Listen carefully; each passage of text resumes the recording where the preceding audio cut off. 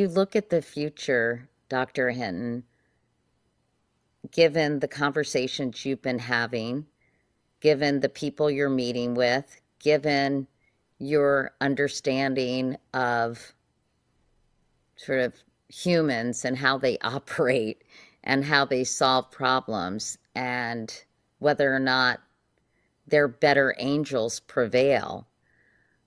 Are you optimistic that we will be able to ensure that artificial intelligence is a force for good, or at least can be controlled? Or are you pessimistic Okay, at the end of the day? I'm more optimistic than I was a few weeks ago. Um, Really? yes, and it's because I think there is a way that we can coexist with things that are smarter and more powerful than ourselves that we built. Because we're building them, as well as making them very intelligent, we can try and build in something like a maternal instinct.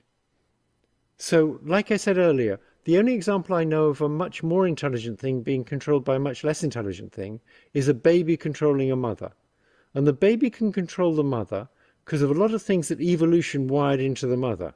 The mother can't bear the baby crying. The mother really, really, really wants that baby to succeed and will do more or less anything she can to make sure her baby succeeds. We want AI to be like that. So the leaders of the tech companies are all thinking in terms of us being the boss and the AI being the submissive assistant, something very smart, but we're in charge and it's our assistant and we can fire the assistant if we want. We're the boss, because that's how they think. That's not feasible, I think, for a super powerful super intelligence. What is feasible is for it to be the mother and us to be the baby. And even though it can rewrite its own code if it wants to, it won't want to. If you took a mother and said, would you like to turn off your maternal instinct?